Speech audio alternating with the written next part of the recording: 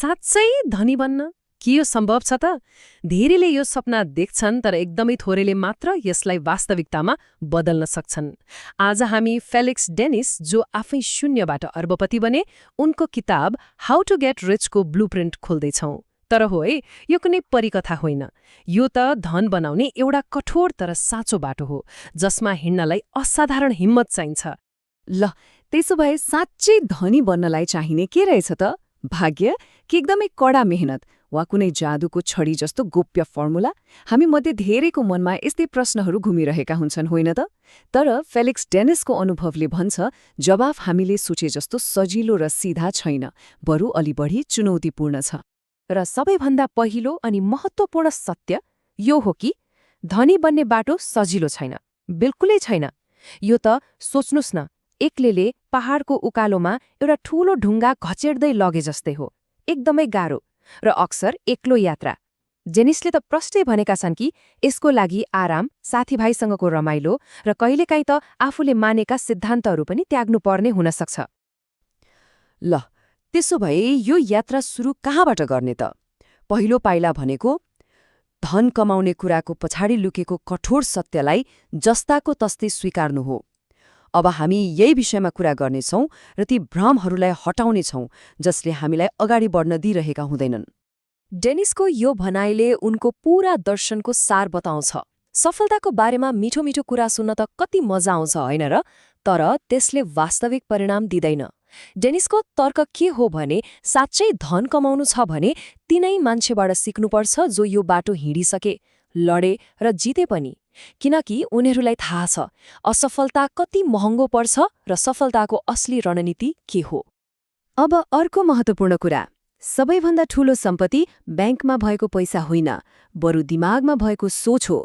वास्तविक धन बनाउने खेल पैसा जम्मा गर्नुभन्दा धेरै पहिले नै दिमागमा सुरु भइसक्छ। यो सबै मानसिकताको जगमा बन्छ। ल, अब हेरौँ त्यो अर्बपतिहरूको जस्तो मानसिकता कसरी बनाउन सकिन्छ। यहाँ दुई फरक संसार देखिन्छन्, दुई फरक सोचाइ। एकातिर यस्तो सोच छ जसले अवसरहरू आफै बनाउँछ, हिसाब गरेर जोखिम लिन्छ र केही नयाँ कुरा खडा गर्नमा ध्यान दिन्छ। अर्कोतिर सुरक्षा खोज्ने र जीवनभर अरूको लागि काम गरेर एउटै ठाउँमा सीमित रहने सोच्छ। डेनिसका अनुसार त्यो पहिलो मानसिकता हो, त्यसले मात्रै वास्तविक सम्पत्ति सृजना गर्न सक्छ। अब आउँछ एउटा एकदमै ठूलो दुबाटो। धन कमाउने यात्रामा एउटा यस्तो मोड आउँछ जहाँ एउटा महत्त्वपूर्ण निर्णय लिनुपर्छ। जागिरको सुरक्षित बाटो रोज्ने कि व्यवसायको अनिश्चित तर सम्भावनाले भरिएको बाटो समात्ने? फेलिक्स डेनिस त भन्छन्, यही एउटा छनौटले नै आर्थिक गन्तव्य कतातिर जान्छ भन्ने कुराको फैसला गर्छ। ल हेर्नुस्, यहाँ यी दुई बाटो बीचको फरक एकदमै प्रष्ट देखिन्छ। जागिरमा के हुन्छ? सुरक्षा हुन्छ, तर आम्दानीको एउटा सीमा हुन्छ र नियन्त्रण अरू कसैको हातमा। अर्कोतिर व्यवसायमा ठ्याक्कै उल्टो, जोखिम त एकदमै धेरै हुन्छ, तर आम्दानीको कुनै सीमा हुँदैन र सबैभन्दा महत्त्वपूर्ण कुरा, नियन्त्रण आफ्नै हातमा हुन्छ। डेनिसको निष्कर्ष त एकदमै सिधा छ। यदि साँच्चै ठूलो धन कमाउनु छ भने अरूको लागि काम गरेर उनीहरूलाई धनी बनाउने होइन, आफ्नै सम्पत्तिको मालिक आफै बन्नुपर्छ। ओके, मानिल्याउँ व्यवसायको बाटो रोजियो। अब के?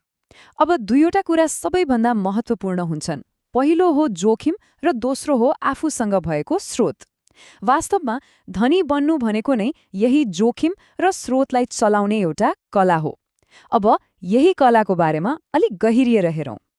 डेनिसको एउटा मन्त्र छ, त्यो हो जुवा खेल्ने होइन, तर हिसाब किताब गरेर जोखिम लिन चाहिँ डराउनु हुँदैन। यसको मतलब आँखा छिम्लेर जे पायो त्यही गर्ने भन्ने होइन।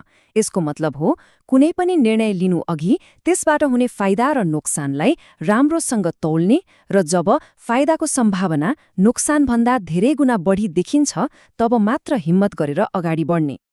धन बनाउने कुरा मुख्यतया तीनवटा पिलरमा टिकेको हुन्छ: समय, पैसा र ध्यान। र यी तीनवटै कुरा एक अर्कासँग जोडिएका छन्। सोच्नुस् त, सही ठाउँमा समय लगायो भने पैसा बन्छ, त्यही पैसाले फेरि आफ्नो लागि समय किन्न सकिन्छ। र यी दुवैलाई राम्रोसँग चलाउनको लागि चाहिन्छ एकदमै गहिरो ध्यान।